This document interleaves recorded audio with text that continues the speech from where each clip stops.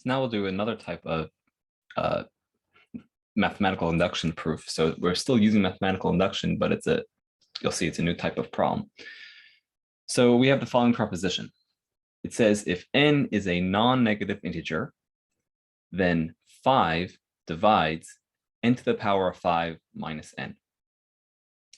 Now, even though the proposition does not explicitly say for all n, right? It just says if n is a non-negative integer, it does not mean that you can go ahead and pick a specific value for n, right? You can't just prove it by giving a specific example, because really what the proposition means is that for every integer n that is greater than or equal to 0, 5 divides n to the power of 5 minus n. Okay, so again, n is a non-negative integer, meaning n is an integer that is greater than or equal to 0, then 5 will divide n to the power of 5 minus n. That's the proposition, and now we would like to prove it. So we're going to use induction, and we're going to start with the basis step. Now for the basis step, well, the basis step is always the smallest possible value of n, checking that the proposition works, that the proposition is true for the smallest possible value of n. So that would be when n is equal to 1. Well, let's see. Is it true that when n is equal to 1, 5 divides n to the power of 5 minus n? Well, it is true. 5 divides n to the power of 5 minus n is true when n is equal to 0, since n to the power of 5 minus n is equal to, well, if n is 0, then it's 0 to the power of 5 minus 0, which is 0. And we know that 5 divides 0. Think about it. 5 divides 0. Yes. So the basis step is correct, right? We've shown the basis step to be correct. Okay, now the inductive step. So what do we need to do? We need to show that for every integer k that is greater than or equal to 0, if 5 divides k to the power of 5 minus k, then 5 divides k plus 1 to the power of 5 minus k plus 1. Right? In other words, we need to show that if the proposition is true for k, then it must be true for k plus 1. That's what we would like to do. So basically what we're doing right now in this inductive step is a direct proof, right? I want to prove that if this, then this, and I can use direct proof for that. So we start by supposing that the if part is true, and our goal is to show that this part is true. Okay, so suppose that 5 divides k to the power of 5 minus k. Well, what does that tell me? Immediately, I know something from that, right? So following the definition of divisibility, that tells me that k to the power of 5 minus k is equal to 5 times a for some integer a. Now, what we would like to do is show somehow that 5 has to divide k plus 1 to the power of 5 minus k plus 1. So let's try to see if we can rewrite this value in another way. And somehow we'll try to show that 5 will divide that value. So what is k plus 1 to the power of 5 minus k plus 1? Well, let's first expand let's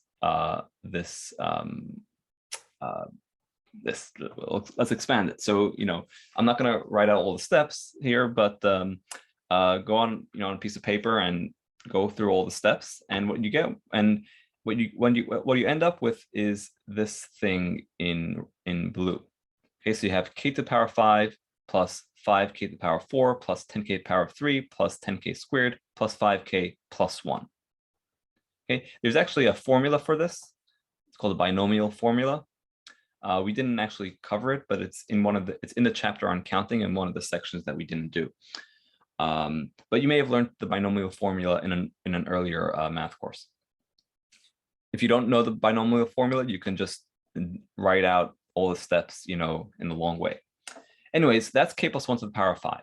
And then we have minus k plus 1. So that becomes minus k minus 1. So altogether, we have this. Again, the part in blue corresponds to k plus 1 to the power of 5. And then the rest is minus k minus 1. Okay, now it's a huge mess. Let's simplify it a little bit. So we have, let's see, we can combine, well, the positive 1 and the negative 1 cancel out, and then the 5k minus k becomes 4k. Okay, so we're left with this. Now, here's the trick. Here's the trick. What I'm going to do is the following. I'm going to take this k to the power of 5, which I have here, and I'm going to do k to the power of 5 minus k. Now here I had 4k originally, over here on this line. I am subtracting a k, so I have to have 5k plus 5k, right? I originally had 4k, but now I artificially introduced this minus k, so I have to make this be a 5k. Now, why in the world am I doing this? Why in the world am I doing this? Well, here's the thing.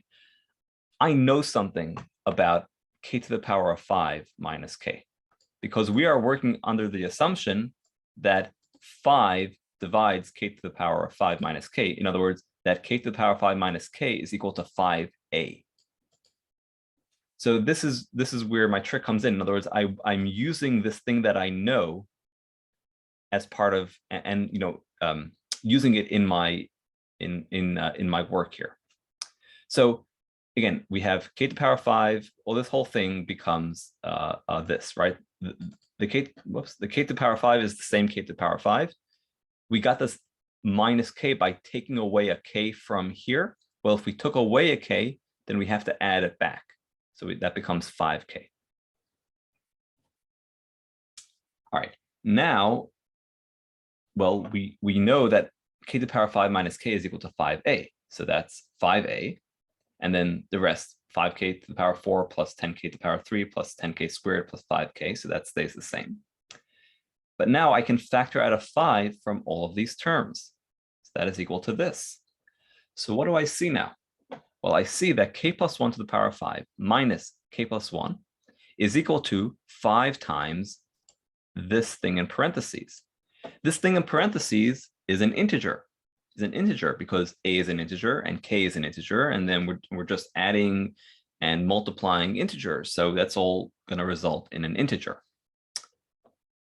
Thus, 5 divides k to the power of 5, sorry, k plus 1 to the power of 5 minus k plus 1. And that's exactly what we wanted to prove.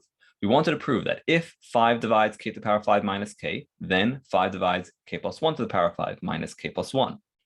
Well, we said, suppose the if part is true, then this part follows directly from that, as we just did, as we just saw.